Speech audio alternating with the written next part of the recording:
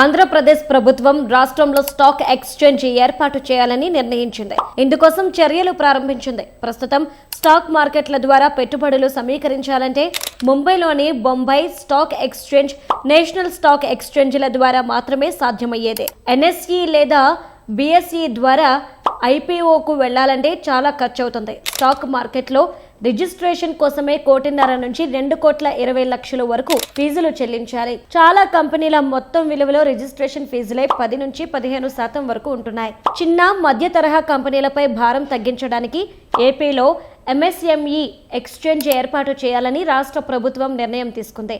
కొత్తగా ఏర్పాటు చేసే స్టాక్ మార్కెట్లో సగం ఖర్చుతోనే రిజిస్ట్రేషన్ ప్రక్రియ పూర్తి చేయొచ్చు.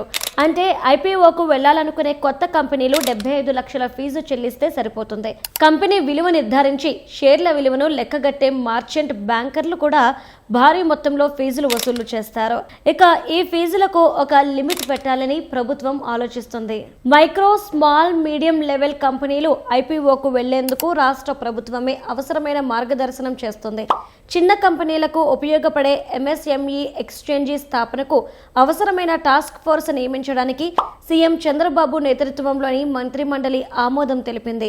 కూటమి ప్రభుత్వం అధికారంలోకి వచ్చిన 2 ఏళ్లలోనే రాష్ట్రానికి వందల సంఖ్యలో భారీ పరిశ్రమలు వస్తున్నాయి. వీటికి అనుబంధంగా వేల సంఖ్యలో చిన్న, మధ్య తరహా సంస్థలు ఏర్పాటవుతున్నాయి.